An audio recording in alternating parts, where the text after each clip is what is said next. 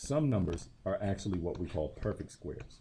And those are numbers whose square roots are always whole numbers. Now, in many cases, you may not know all of the perfect squares. You may not have them all memorized. But you can also still use the factor tree to find the square root of perfect squares.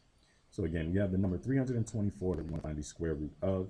And we know that 324 is an even number because it ends in a 4.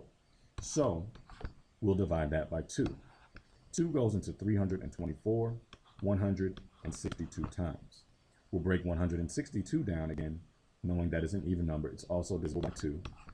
So we have 2 times 81. 81 is a perfect square. We'll do 9 times 9.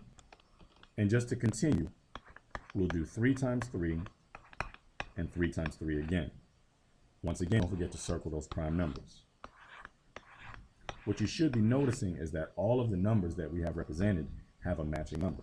So all of them are in pairs, which should mean that won't have any numbers left under the radical by themselves.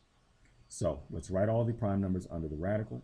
We'll have 2 times 2 times 3 times 3 times 3 times 3 again. So we circle our pairs. We pull one number out of each pair. So we pull out a 2, we pull out a 3, we pull out a 3. Find the product of all the numbers that you've pulled out. 2 times 3 is 6. 6 times 3 is 18. So the root of 324 is positive and negative 18.